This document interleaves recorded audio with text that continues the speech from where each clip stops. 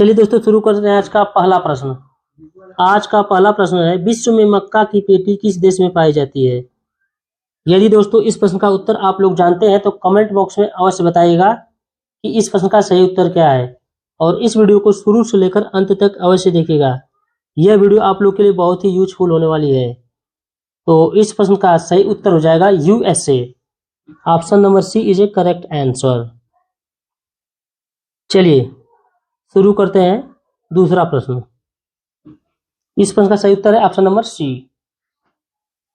चलिए अगला प्रश्न देखते हैं।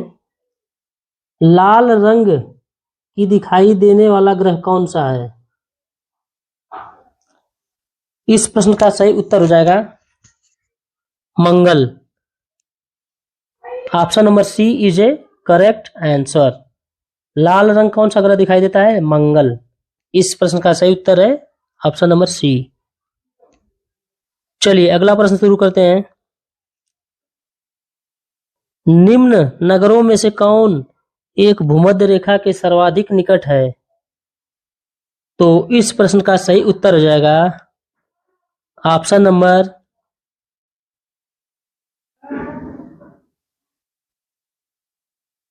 ए, Singapore. Singapore. Option number A is a correct answer, Singapore. चलिए अगला प्रश्न। पृथ्वी पर सबसे गर्म महाद्वीप कौन सा है? सबसे गर्म महाद्वीप कौन सा है पृथ्वी पर, यही प्रश्न में पूछा गया है। तो इस प्रश्न का सही उत्तर हो जाएगा ऑप्शन नंबर बी, अफ्रीका महाद्वीप पृथ्वी पर सबसे गर्म महाद्वीप है। चलिए option number B is a correct answer. अगला प्रश्न देखते हैं। विश्व का सबसे ऊंचा जलप्रपात कौन सा है? तो दोस्तों इस प्रश्न का सही उत्तर हो जाएगा option number B, Angel. Angel जलप्रपात विश्व का सबसे ऊंचा जलप्रपात है। Option number B is a correct answer. ऐसे महत्वपूर्ण प्रश्नों को आप लोग अपने नोटबुक पर लिख कर याद कर डालिए। लिखने से जल्दी याद हो जाएगा और आपके माइंड में ये कॉन्सेप्ट बैठ जाएगा। चलिए अगला प्रश्न देखते हैं। किस गुप्तकालीन शासक को कविराज कहा गया है? तो कविराज की उपाधि किस गुप्त का शासनकालीन को दी गई है? तो ये question very very important question है। तो गुप्त कालीन शासक कविराज किसको कहा गया है? समुद्रगुप्त को कहा गया है कविराज। चलिए option number C is a correct answer. अगला प्रश्न। दूध से क्रीम निकालने में कौन सा बल लगता है? तो दूध से क्रीम निकालने में कौन सा बल लगता है? इस प्रश्न का सही उत्तर हो जाएगा ऑप्शन नंबर सी, अपकेंद्रीय बल। दूध से हम लोग क्रीम निकालते हैं तो उसमें अपकेंद्रीय बल कार्य करता है। ऐसे प्रश्न को आप लोग याद करते डालिए। Option number C is a correct answer. चलिए अगला प्रश्न देखते हैं। एक स्वस्थ मनुष्य का रक्तचाप कितना होता है? ब्लड प्रेशर कितना होता है? रक्तचाप। तो एक स्वस्थ मनुष्य का रक्तचाप होता है ब्लड प्रेशर 120 से 80, 120/80 होता है। Option number B is a correct answer. इस प्रश्न का उत्तर ऑप्शन नंबर बी सही है। चलिए अगला प्रश्न देखते हैं 9वें नंबर का।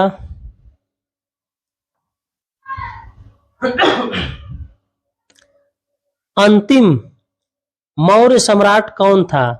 तो दोस्तों यह वीडियो आप लोग को अच्छी लग रही है तो इस वीडियो को आप लोग लाइक कीजिए और हमारे चैनल को सब्सक्राइब कीजिए ताकि ऐसे ही महत्वपूर्ण वीडियो हम आप लोग के लिए बनाते रहें और हमारा हौसला भी आप लोग बढ़ाते रहिए। दोस्तों अंतिम मौर्य सम्राट कौन सा था? तो अंतिम मौर्य सम्राट कौन था? इस प्रश्न का उत्तर आप लोग को क्या करना है? कमेंट बॉक्स में टाइप कर बताना है कि अंतिम मौर्य सम्राट कौन था। इस प्रश्न का उत्तर आप लोग टाइप कर कमेंट बॉक्स में बताएंगे। चलिए अगला प्रश्न देखते हैं 10वें नंबर का। महात्मा बुद्ध ने अपना पहला उपदेश कहाँ दिया था? तो महात्मा बुद्ध ने अपना पहला उपदेश कहाँ दिया था? तो सारनाथ में दिया था महात्मा बुद्ध ने अपना पहला उपदेश। Option number A is a correct answer. चलिए अगला प्रश्न देखते हैं। महात्मा गांधी को राष्ट्रपिता किसने कहा था? महात्मा गांधी को राष्ट्रपिता सुभाष चंद्र बोस ने कहा था। किसने कहा था? सुभाष चंद्र बोस ने। ऐसे महत्वपूर्ण प्रश्नों को आप लोग लिखकर याद करते डालिए। लिखने से क्या होगा कि यह प्रश्न आपके माइंड में सेट हो जाएगा और हमेशा के लिए याद हो जाएगा। चलिए अगला प्रश्न देखते हैं 12वें नंबर का। भारतीय संविधान में संघवाद किस देश से लिया गया है? जो संघ होता है, यूनियन होता है, वह किस देश से लिया गया है? तो कनाडा से लिया गया है। किस देश से? कनाडा से। Option number B is a correct answer. चलिए अगला प्रश्न देखते हैं। विद्युत उत्पन्न करने के लिए कौन सी धातु का उपयोग होता है? दोस्तों यदि यह वीडियो आप लोग को अच्छी लग रही हो तो इस वीडियो को आप लोग लाइक कीजिए और हमारे चैनल को सब्सक्राइब कीजिए ताकि ऐसी ही महत्वपूर्ण वीडियो हम आप लोग के लिए बनाते रहें। तो दोस्तों इस प्रश्न का सही उत्तर क्या होगा? तो इस प्रश्न का सही उत्तर हो जाएगा option number B, uranium. Uranium इस प्रश्न का सही उत्तर है। Option number B is a correct answer. चलिए अगला प्रश्न देखते हैं 14वें नंबर का। निम्नलिखित में से कौन सा रोग बैक्टीरिया से होता है? कौन सा रोग किससे होता है? बैक्टीरिया और वायरस दो प्रकार के जीव होते हैं, तो इसमें पूछा गया बैक्टीरिया से। तो तपेदिक रोग होता है बैक्टीरिया से और एड्स रोग होता है वायरस से। चलिए अगला प्रश्न। निम्नलिखित में से किसके द्वारा दूध खट्टा होता है? तो किस तत्व के कारण दूध खट्टा हो जाता है? तो इसका सही उत्तर हो जाएगा option number B, bacteria. Bacteria के कारण हमारा दूध कैसा हो जाता है? खट्टा हो जाता है। तो हम लोग कहते हैं कि दूध फट गया, खराब हो गया। Option number B is a correct answer. चलिए अगला प्रश्न देखते हैं। विश्व में सर्वाधिक वर्षा वाला स्थान कौन सा है? जहां सबसे ज्यादा वर्षा होती है वह स्थान कौन सा है? तो दोस्तों इस प्रश्न का सही उत्तर हो जाएगा ऑप्शन नंबर ए, मासिम राम में सबसे ज्यादा वर्षा होती है। Option number A is a correct answer. अगला प्रश्न। रेगिस्तान में बादल अवक्षेप होकर क्यों नहीं बरसते हैं? रेगिस्तान में बादल अवक्षेप होकर क्यों नहीं बरसते हैं? तो कम आर्द्रता के कारण। वहां आर्द्रता कम होती है, सबसे कम होती है, इसलिए बादल अवक्षेप होकर बरसते नहीं है। Option number B is a correct answer. चलिए अगला प्रश्न देखते हैं। अर्थशास्त्र किनकी रचना है? तो बहुत ही फेमस क्वेश्चन है, प्रसिद्ध क्वेश्चन है। इसका सही उत्तर हो जाएगा चाणक्य। चाणक्य ने अर्थशास्त्र की रचना की थी। Option number C is a correct answer. चलिए अगला प्रश्न 19वें नंबर का। इनमें से कौन मुद्रा के कार्य नहीं है? तो मुद्रा के कार्य क्या नहीं है, यही पूछा गया है प्रश्न में। तो लेखन एवं संपादन, लेखन और संपादन मुद्रा का कार्य नहीं है। Option number D is a correct answer. अगला प्रश्न। लोदी वंश का अंतिम शासक कौन था? लोदी वंश का अंतिम शासक कौन था? इब्राहिम लोदी। लोदी वंश का अंतिम शासक कौन था? इब्राहिम लोदी। इसको आप लोग एक बार, दो बार, तीन बार देखिए, तब जाकर वीडियो आप लोग को समझ में आ जाएगा और हमेशा के लिए याद हो जाएगा। Option number A is a correct answer. चलिए अगला प्रश्न। गांधी इरविन समझौता को किस नाम से जाना जाता है? जो गांधी इरविन समझौता हुआ था उसको किस नाम से? दिल्ली समझौता के नाम से जाना जाता है। गांधी इरविन समझौता। Option number B is a correct answer. चलिए अगला प्रश्न। विश्व का सबसे बड़ा महाकाव्य कौन सा है? तो विश्व का पूछा गया है। विश्व का सबसे बड़ा महाकाव्य है महाभारत। महाभारत विश्व का सबसे बड़ा महाकाव्य है। इसको आप लोग याद कर डालिए। Option number B is a correct answer. अगला प्रश्न। सर्वप्रथम सोने के सिक्के किस राज्य के राजाओं ने जारी किए? सोने के सिक्के किस राज्य के राजाओं ने जारी किए थे? यवन। यवन राज्य के राजाओं ने सोने के सिक्के सर्वप्रथम जारी किए थे। Option number B is a correct answer. अगला प्रश्न 24वें नंबर का, भारत का सबसे पुराना राष्ट्रीय पार्क कौन सा है? भारत का पूछा है, सबसे पुराना राष्ट्रीय पार्क कौन सा है? तो इसका सही उत्तर हो जाएगा जिम कॉर्बेट राष्ट्रीय पार्क। ऑप्शन नंबर डी इस प्रश्न का सही उत्तर है। चलिए अगला प्रश्न, पृथ्वी पर दिन और रात किसके कारण होता है? ये बहुत ही कॉमन क्वेश्चन है। यह प्रश्न हम लोग बचपन से ही पढ़ते आ रहे हैं कि दिन रात किस कारण होता है? दैनिक गति के कारण पृथ्वी पर दिन और रात की क्रिया संपन्न होती है। अगला प्रश्न 26 नंबर का, प्रथम गोलमेज सम्मेलन कहाँ हुआ था? तो प्रथम गोलमेज सम्मेलन कहाँ हुआ था? लंदन में हुआ था फर्स्ट गोलमेज सम्मेलन। इसको आप लोग लिख कर याद कर डालिए। आप लोग से एक रिक्वेस्ट है, विनती है कि ऐसे महत्वपूर्ण प्रश्नों को आप लोग लिख कर याद करते रहिए। चलिए अगला प्रश्न, पृथ्वी और सूर्य के बीच अधिकतम दूरी किस तिथि को होती है? तिथि पूछा गया है कि पृथ्वी और सूर्य के बीच 4 जुलाई को अधिकतम दूरी होती है पृथ्वी और सूर्य के बीच। इसको आप लोग नोट डाउन कर डालिए। Option number C is a correct answer. अगला प्रश्न, गायत्री मंत्र किस पुस्तक से लिया गया है? गायत्री मंत्र किस पुस्तक से लिया गया है? तो ऋग्वेद से लिया गया है गायत्री मंत्र। Option number A is a correct answer. अगला प्रश्न, हिंदी किस लिपि में लिखी जाती है? तो हिंदी किस लिपि में लिखी जाती है? Very very important question. Hindi लिखी जाती है देवनागरी लिपि में। किस में लिखी जाती है हिंदी? देवनागरी लिपि में हिंदी लिखी जाती है। बहुत ही महत्वपूर्ण क्वेश्चन है। Option number D is a correct answer. अगला प्रश्न 30वें नंबर का, मटर पौधा क्या है? मटर क्या है? शाक है। क्या है? शाक है। Option number B is a correct answer. चलिए अगला प्रश्न देखते हैं, फूल गोभी के पौधे का कौन सा भाग खाया जाता है? हम लोग जो फूल गोभी खाते हैं तो पौधे का कौन सा भाग है, क्या कहलाता है? तो वो कहलाता है पुष्पक्रम। क्या है? पुष्पक्रम है। हम लोग फूल गोभी के पुष्पक्रम को खाते हैं। Option number A is a correct answer. चलिए अगला प्रश्न देखते हैं, मुस्लिम लीग का प्रथम अध्यक्ष कौन था? मुस्लिम लीग का प्रथम अध्यक्ष कौन था? तो आगा खां। इस प्रश्न का सही उत्तर है ए, आगा खां मुस्लिम लीग का प्रथम अध्यक्ष था। चलिए अगला प्रश्न देखते हैं, भारत में तेल और प्राकृतिक गैस का मुख्यालय कहाँ स्थित है? भारत में तेल और प्राकृतिक गैस का मुख्यालय कहाँ स्थित है? तो दोस्तों इस प्रश्न का सही उत्तर हो जाएगा option number C, Dehradun. Dehradun में क्या है? तेल और प्राकृतिक गैस का मुख्यालय है। Option number C is a correct answer. अगला प्रश्न, भारत का पहला गणतंत्र बजट 1950 में किसने पेश किया? 1950 में किसने पेश किया? जॉन मथाई ने किया था। जॉन मथाई ने भारत का पहला गणतंत्र बजट 1950 में पेश किया था। इसको आप लोग याद कर डालिए। चलिए अगला प्रश्न, अर्जुन, यदि यह वीडियो आप लोग को अच्छी लग रही है तो वीडियो को आप लोग लाइक करते रहिए।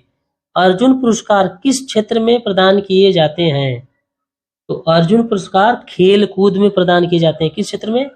खेल कूद में प्रदान किए जाते हैं। Option number C is a correct answer. अगला प्रश्न 36वें नंबर का, पेड़ों की पत्तियों में पाए जाने वाले हरे पदार्थ क्या कहलाते हैं? जो हरे पदार्थ होते हैं उनको क्या कहा जाता है? पेड़ों की पत्तियां में पाए जाने वाले हरे पदार्थ को तो क्लोरोफिल कहा जाता है। क्या कहा जाता है? Chlorophyll. Option number B is a correct answer. Option number B इस प्रश्न का सही उत्तर है। चलिए अगला प्रश्न देखते हैं, 37वें नंबर का, गुजरात विजय की यादगार में अकबर ने किस का निर्माण कराया था? तो इस प्रश्न का सही उत्तर हो जाएगा बुलंद दरवाजा। किसका करवाया था? बुलंद दरवाजा का करवाया था। Option number A is a correct answer. अगला प्रश्न,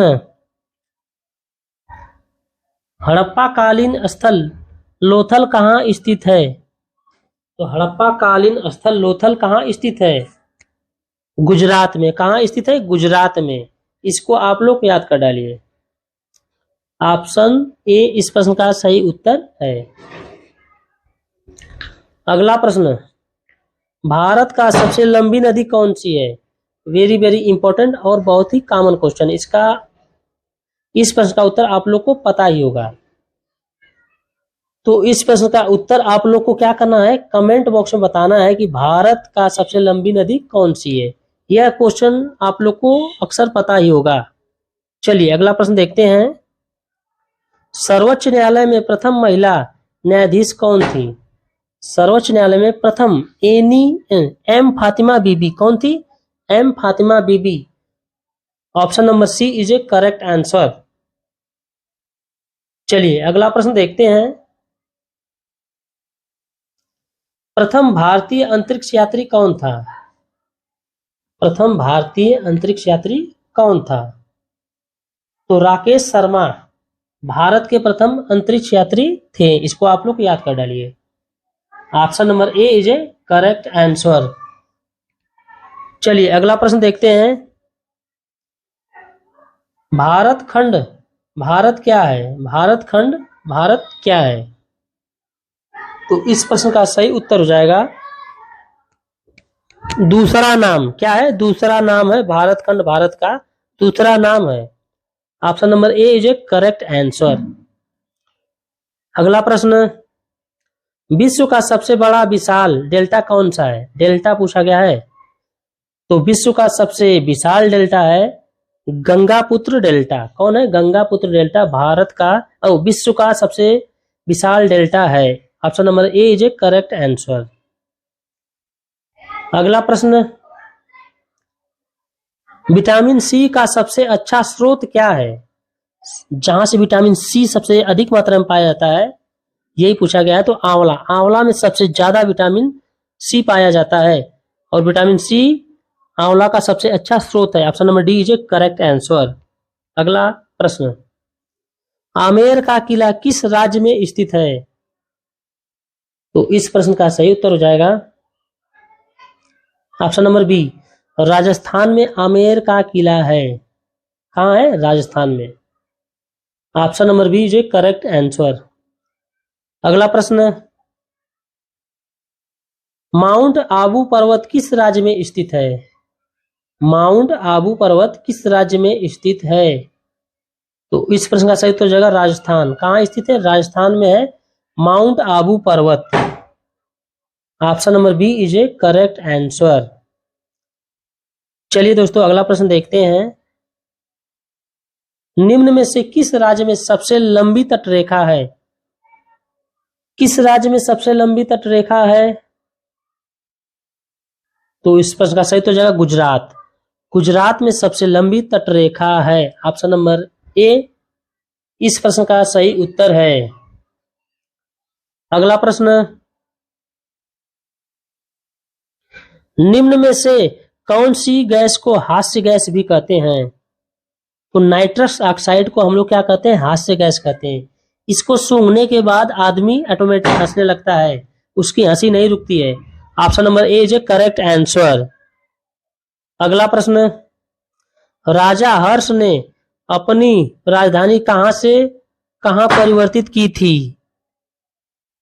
तो राजा हर्षवर्धन ने अपनी राजधानी थानेश्वर से कन्नौज परिवर्तित की थी। Option number A is a correct answer. Thaneshwar से कन्नौज। चलिए अगला प्रश्न देखते हैं 50वें नंबर का।